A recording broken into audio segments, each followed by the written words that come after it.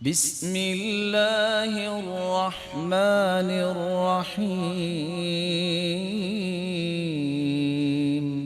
جب انسان کی روح نکلتی ہے،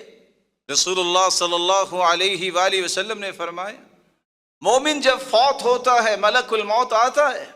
فرشتوں کو لے کر آتا ہے، اور لکھنے والے نے تو لکھا کہ 18 فرشتے ہوتے ہیں،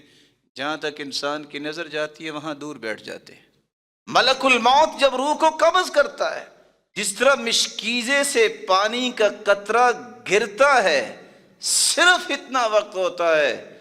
کہ ملک الموت اس انسان کی روح کو قبض کرتا ہے، اور آنکھ جھپکنے جتنا وقت ہوتا ہے کہ وہ فرشتے اگر مومن ہوتا ہے جو جنت سے جنت کے کفن لے کے آئے ہوتے ہیں خوشبو لگا کر، وہ ان پاکیزہ رومالوں میں اس روح کو فوراً ملک الموت سے لے لیتے، پھر آسمان کی طرف چڑھتے، پہلے آسمان پہ پہنچتے ہیں، پوچھتے ہیں کون ہے یہ اتنی خوشبوؤں والا کون ہے؟ وہاں صرف اس نیک بندے کا نام نہیں لیا جاتا، اس کے باپ کا بھی نام لیا جاتا ہے، یہ فلان بن فلان ہے۔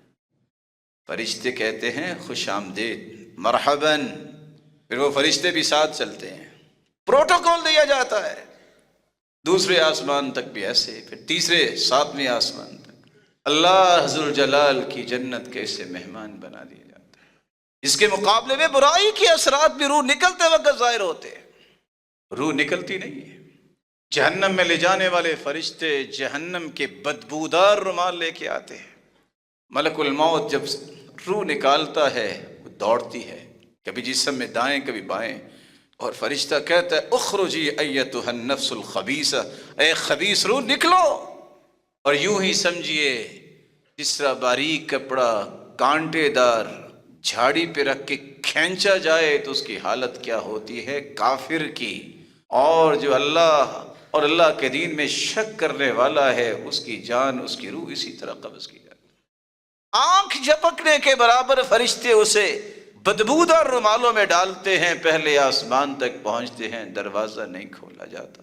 وہاں سے پٹخ دیا جاتا ہے، 7 زمینوں کے نیچے سجین نامی جیل میں اسے قیدی بنا دیا جاتا ہے۔